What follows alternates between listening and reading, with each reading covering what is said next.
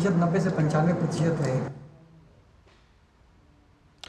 लोकसभा चुनाव के नतीजे आने में अभी करीब 2 हफ्ते बाकी हैं, लेकिन 4 जून के नंबर गेम पर हर चरण के बाद हर पार्टी, हर गठबंधन अपनी अपनी जीत का दावा करने लगती हैं। 5वें चरण के मतदान के बाद भी हर गठबंधन का यही दावा है कि उसे ही बहुमत मिलने वाला है। अभी बाकी हैं 2 चरण, लेकिन अभी से शुरू हो गया है दावों का रण। हमारी ये खास रिपोर्ट देखिए।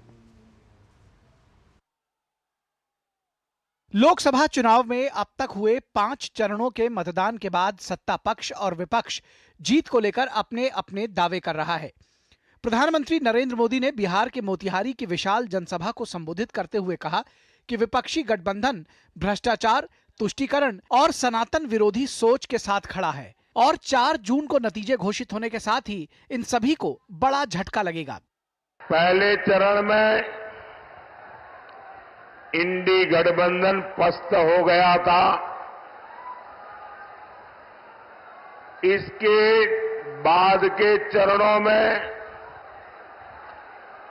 इंडी गठबंधन ध्वस्त हुआ और अब कल जो 5वां चरण हुआ,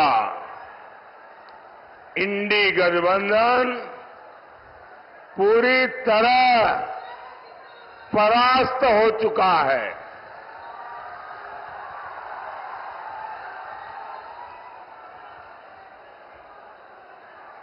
खुद को जनता का माई बाप समझने वाले इन्हें जनता ऐसी करारी हार देगी,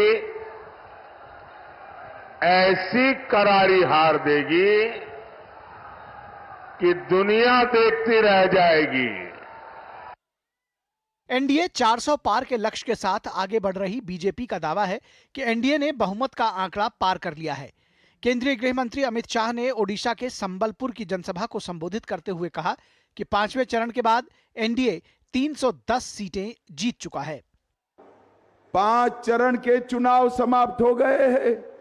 मेरे ओडिया भाइयों बहनों, 5 चरण का परिणाम जानना है क्या? जरा जोर से बोलो, जानना है क्या? देखो भाई, 5 चरण में मोदी जी 310 क्रॉस कर गए हैं। अब छठा और 7वां 400 पार का है। आपको मोदी जी ने 400 पार कराना है। कांग्रेस भी 5 चरणों के चुनाव में इंडी गठबंधन के मजबूत स्थिति में होने की बात कह रही है।